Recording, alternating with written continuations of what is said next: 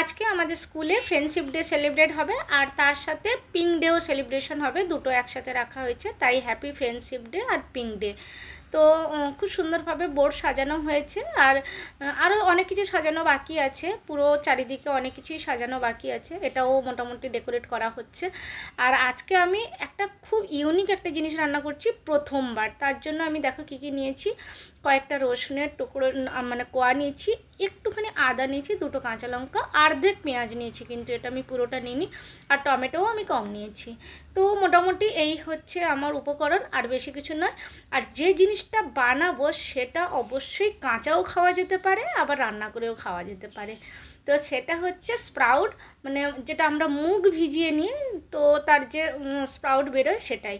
তো এটা আমরা নর্মালি অনেকেই ছোলা ভিজানো, মুগ ভেজানো এগুলো আমরা খেয়েই থাকি। তো আজকে আমি কখনো এটাকে রান্না করিনি, আর অনেকেই রান্না করে আমি দেখেছি, কিন্তু আমি কখনো রান্না করিনি। তো ভাবলাম যে ঠিক আছে, কী আর রান্না করব, এটা প্রথমবার নিয়ে গিয়ে দেখি কেমন লাগে খেতে। প্রথমবারই রান্না করছি, তারপরে তো দেখা যাক। তবে একটা জিনিস ভালো যে এটা কাঁচা থেকে গেলেও কাঁচা মানে খাওয়া যায় পুরোটাই, একদম কিছু না করে, আবার না হলে এমনি রান্না করেও খাওয়া যায়, যেমন ইচ্ছে খাওয়া যায়, কোনো অসুবিধে নেই।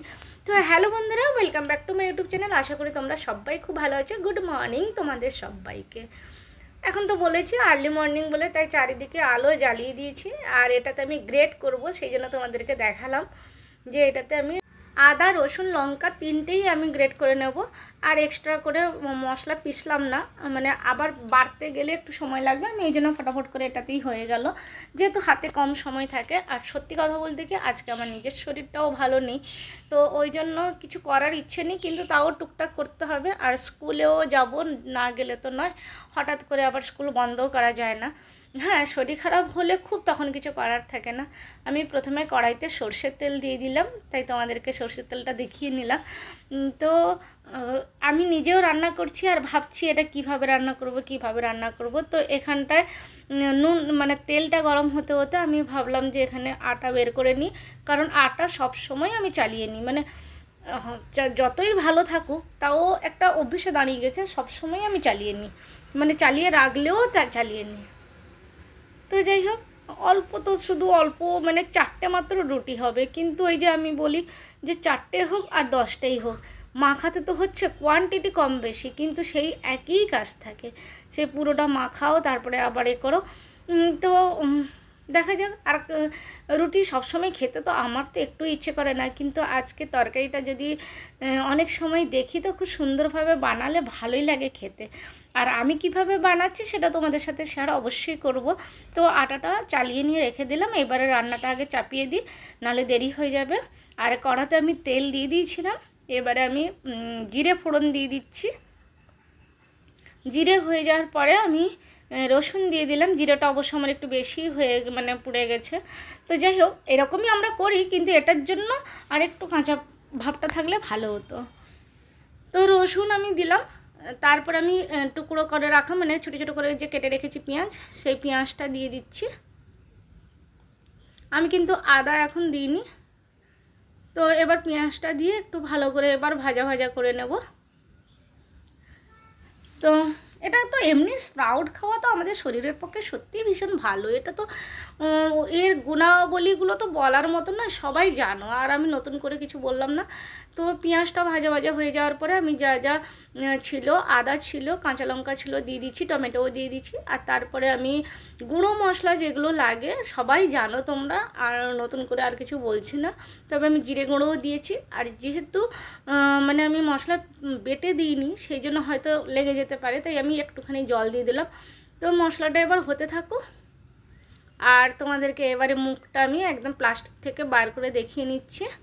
অর্ধেক রান্না করব আর অর্ধেক রেখে দেবো, কারণ অনেকটা হয়ে যাবে, আর যদি ভালো না লাগে খেতে তাহলে বেকার হয়ে যাবে না। তো মশলা দেখো আমার অনেকটা হয়ে এসেছে, এবার আমি ওপর থেকে মুগ দিয়ে দেবো, স্প্রাউট মুগগুলো দিয়ে দেবো। আর ওই যে বললাম কোনো দিনও আমি এরকমভাবে স্প্রাউট মুগ রান্না করে খাইনি, তো ওই জন্য আমার একটু কেমন লাগছে যে না, আমি দেখি অর্ধেক বানাই, ভরসা পাচ্ছিলাম না, সেই জন্য অর্ধেক বানালাম আর অর্ধেক আছে।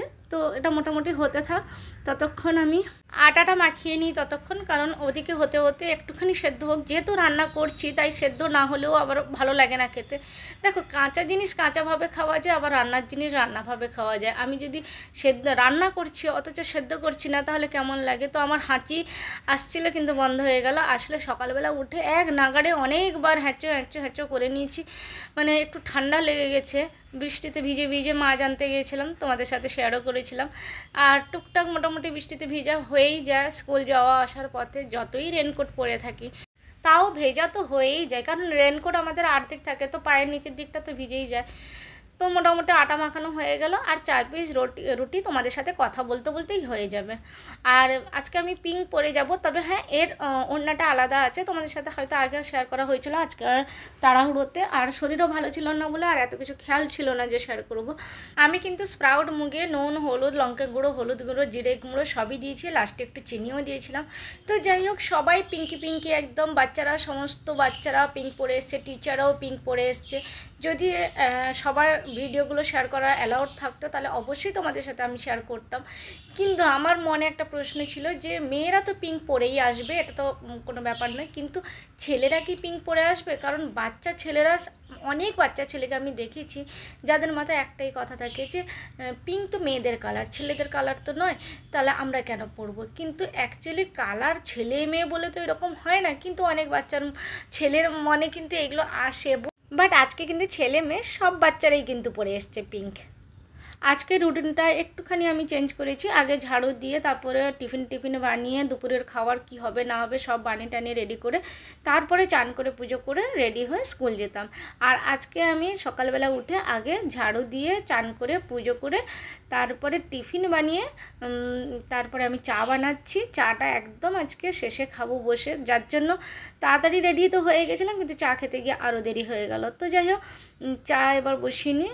তো একদিকে এখনও রুটি কিন্তু আমার শেষ হয়নি, রুটি হচ্ছে। তো একদিকে রুটি করছি আর একটাতে চা বসেছি, আর একটাতে তরকারি কিন্তু এখনও হচ্ছে, মানে ওই মুখটা একটু কাঁচা আছে, তো সেই জন্য সেটাকে আমি একটু কড়াইতেই সেদ্ধ করে নিচ্ছি। তো বেশ হয়ে গেল, এবার আমি চা পাতাটা দিয়ে দেবো।